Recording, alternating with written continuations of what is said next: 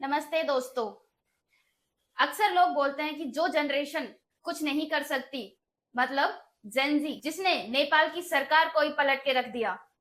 नेपाल के प्रधानमंत्री केपी शर्मा ओली को इस्तीफा देने तक मजबूर कर दिया। यह प्रोटेस्ट इतना ज्यादा बढ़ गया कि प्रधानमंत्री के घर में आग लगा दी। उसी अनफॉर्चुनेटली एक्सीडेंट के कारण प्रधानमंत्री की वाइफ की मृत्यु हो गई। संसद में भी आग लगा दी, चारों तरफ धुआं ही धुआं दिखाई दे रहा था और फाइनेंस मिनिस्टर को तो सड़कों पर जूतों से मारा गया। क्या इतने बड़े प्रोटेस्ट का रीजन सिर्फ इतना सा हो सकता है कि वहां की सरकार ने सोशल मीडिया बैन कर दिए हैं?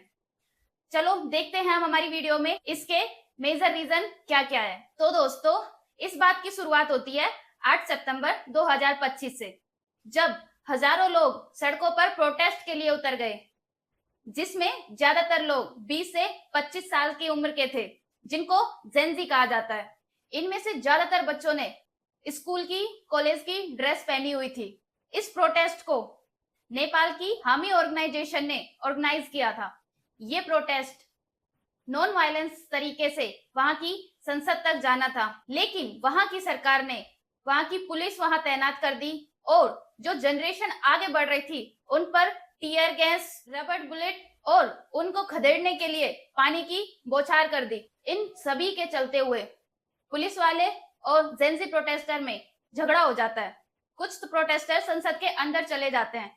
इन सब के चलते हुए वहां की पुलिस इन प्रोटेस्टरों को रोकने के लिए ओपन फायरिंग शुरू कर देती है, जिसमें लगभग 19 जेनजी मारे जाते हैं व 400 से ज्यादा लोग इंजर्ड होते हैं। इन मरने वालों में एक 12 साल का बच्चा भी था। जब ये खबर नेपाल में फैलती है तो लोग कहाँ शांत बैठने वाले थे, वो सभी लोग सड़कों पर उतर आए और ये प्रोटेस्ट आग की तरह फैल गया। लोग इतने ज्यादा एग्रेसिव हो गए इस घटना से कि लोगों ने मारपीट व चारों तरफ तोड़ा फोड़ी, चारों तरफ आग लगा दी व पुलिस वालों को भी मारना पीटना शुरू कर दिया। इन सभी को रोकने के लिए सरकार ने कर्फ्यू लगा दिया, लेकिन लोग कहाँ रुकने वाले थे। यह भीड़ जो अधिक से अधिक मात्रा में बढ़ने लगी। अब ये प्रोटेस्ट काठमांडू के अलावा भरतपुर, पोखरा, बुटवा, दमन जैसे मेन शहरों में फैलने लगा। इन सब प्रोटेस्ट में मेन कारण यह बताया गया है कि ये सोशल मीडिया के बैन होने के लिए निकाला जा रहा है, लेकिन इसके पीछे सिर्फ यही कारण तो नहीं है। इसके पीछे जो कारण है उसकी सच्चाई इससे कहीं ज्यादा अधिक गहरी है। तो ये बात है नवंबर 2023 की। नेपाल की ministry of communication and information technology में रजिस्टर करवाने के लिए कहा गया था। इन सब का तर्क देते हुए वहां की सरकार ने कहा कि ये एप्स इसलिए बैन किए जा रहे हैं ताकि फेक वीडियो, क्राइम, इन सभी पर पाबंदी लगाई जा सके। इन सभी के लिए वहां की सरकार ने 5 पब्लिक नोटिस जारी किए। इन सभी के चलते हुए 5 कंपनियों ने रजिस्टर करवाया। उन सब में जो सबसे फेमस कंपनी थी वो थी चाइना का टिकटॉक। इसी बीच नेपाल के सुप्रीम कोर्ट ने यह ऑर्डर जारी किया कि जिन कंपनियों ने रजिस्ट्रेशन नहीं करवाया है उन सभी को बैन कर दिया जाए। रिसेंटली इन सभी के चलते हुए वहां की गवर्नमेंट ने 28 अगस्त को एक नोटिस जारी किया, जिसमें बताया जिन कंपनियों ने 3 सितंबर तक रजिस्ट्रेशन नहीं करवाया वो बैन कर दी जाएंगी। लेकिन इन सबके बावजूद ज्यादातर कंपनियों ने रजिस्ट्रेशन नहीं करवाया, तो इसके चलते हुए 26 सोशल मीडिया प्लेटफॉर्म को बैन कर दिया गया। इनमें Insta, Facebook, Twitter, WhatsApp, YouTube जैसे कई बड़े बड़े प्लेटफॉर्म को बैन कर दिया गया। लोगों का कहना है कि गवर्नमेंट ने ये सब इसलिए बैन किए हैं ताकि वो जनता की आवाज को दबा सके। प्रोटेस्टरों का कहना था कि ये सोशल मीडिया इसलिए बैन कर दिया क्योंकि वहां के करप्शन व नेपोटिज्म को दिखा रहा था और वहां के जो मंत्रियों के बच्चे हैं जो विदेशों में एक लग्जरी लाइफ जी रहे हैं, उन सभी के वीडियो भी वायरल हो रहे थे, इसीलिए ये सब बैन करवाया गया। वहां के लोगों में कुछ समय से अनएम्प्लॉयमेंट व करप्शन को लेकर काफी गुस्सा था।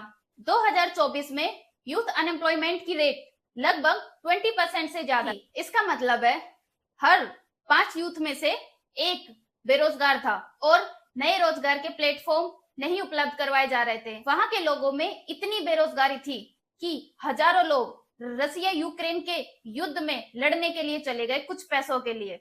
अब आप सोच सकते हैं कि वहां कितनी ज्यादा बेरोजगारी है। जहां देश में इतनी गरीबी, इतनी बेरोजगारी है, वहीं दूसरी ओर वहां के मंत्रियों के बच्चे जो फॉरेन में लग्जरी लाइफ व लग्जरी गाड़ियों जो सोशल मीडिया के जरिए शो ऑफ करने में लगे हुए थे। इन सब के कारण सोशल मीडिया पे hashtag nepo kids, hashtag nepo baby trend करने लगा। 8 सितंबर को हुए इस प्रोटेस्ट में बहुत सारे प्रोटेस्टरों के बैनर्स पर यह लिखा हुआ था कि पॉलिटिशियन के बच्चे जो फॉरेन से आते हैं तो गुची के बैग व लग्जरी क्लोथ्स में आते हैं, और वहीं दूसरी तरफ आम जनता के बच्चे जो ताबूत में लिपटे हुए आते हैं। इसका मतलब वही था जो अभी मैंने आपको थोड़ी देर पहले बताया कि रसिया व यूक्रेन के युद्ध में कितने नेपाली लोग मारे गए। नेपाल में एक सबसे बड़ा मुद्दा करप्शन का है। नेपाल के पॉलिटिशियन जो 70 प्लस हैं वो बारी बारी से अपनी सरकार बनाते हैं। इन सब के चलते हुए मार्च में एक प्रोटेस्ट निकाला गया जिसमें वहां के लोगों ने बोला कि नेपाल में अब रिपब्लिक का सपना जो फेल हो गया है, अब नेपाल को दोबारा मोनार्की बना दिया। मोनार्की मतलब राजा का शासन। नेपाल में 2008 से पहले राजा का शासन ही चलता था, जिसमें जनता द्वारा चुने गए पॉलिटिशियन नहीं, एक राजा शासन करता था। नेपाल का आखिरी राजा किंग ज्ञानेंद्र था। इनको सत्ता से हटाने के लिए 2 बड़े आंदोलन हुए। एक था 2006 का लोकतांत्रिक आंदोलन और दूसरा बहुत समय से चली आ रही माओवादी इंसर्जेंसी। इसलिए 28 मई 2008 को मोनार्की को पूरी तरह खत्म कर दिया गया और तब से नेपाल फेडरल रिपब्लिक डेमोक्रेसी बन जाता है। इन 17 सालों में नेपाल की सरकार लगभग 13 बार चेंज हो चुकी है। कभी था केपी शर्मा ओली, कभी पुष्प कमल दाहाल, कभी शेर बहादुर। मेनली सत्ता इन तीनों के बीच में घूमती रहती है। इन सबके बीच ही गठबंधन बनते व टूटते। नेपाल में मेनली 2 पार्टीज है, पहली नेपाली कांग्रेस, दूसरी नेपाली कम्युनिस्ट। तो इन सभी के चलते हुए जनता में पहले से ही बहुत गुस्सा था, लेकिन इन्होंने फिर सोशल मीडिया प्लेटफॉर्म के बंद करने से लोगों का गुस्सा और फूट गया। असल में इन सब के चलते हुए सोशल मीडिया पे जो थोड़े बहुत एम्प्लॉयमेंट थे वो सब खत्म हो गए और सोशल मीडिया के जरिए जो नेपाल में टूरिज्म था वो भी खतरे में पड़ गया। इनके बैन होने से वहां के लोगों की पर्सनल लाइफ भी डिस्टर्ब होने लगी। जिन लोगों के बच्चे बाहर पढ़ते हैं, जो लोग मैसेज के जरिए एक दूसरे से कनेक्ट रहते हैं, उन सब पर इसका बहुत ज्यादा गहरा असर पड़ा था। नेपाल के लगभग 70 लाख से ज्यादा लोग पढ़ाई के लिए बाहर रहते हैं, उन सब की लाइफ को डिस्टर्ब करके रख दिया।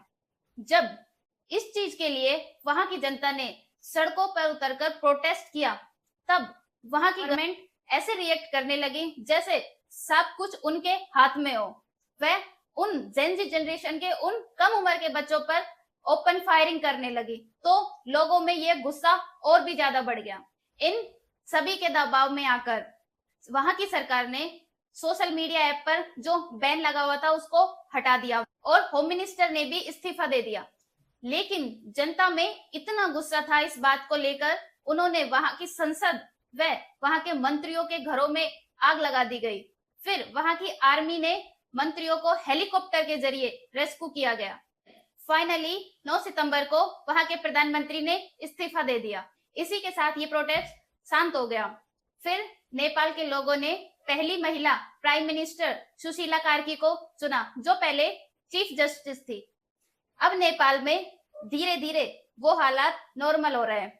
कर्फ्यू हटाए जा रहे हैं, लोगों के लिए दवाइयां सप्लाई की जा रही हैं, वह जो उस प्रोटेस्ट में मारे गए हैं और जो घायल हुए हैं उन सब के लिए इंसाफ मांगा जा रहा है। आने वाले मार्च में वहां दोबारा चुनाव होंगे।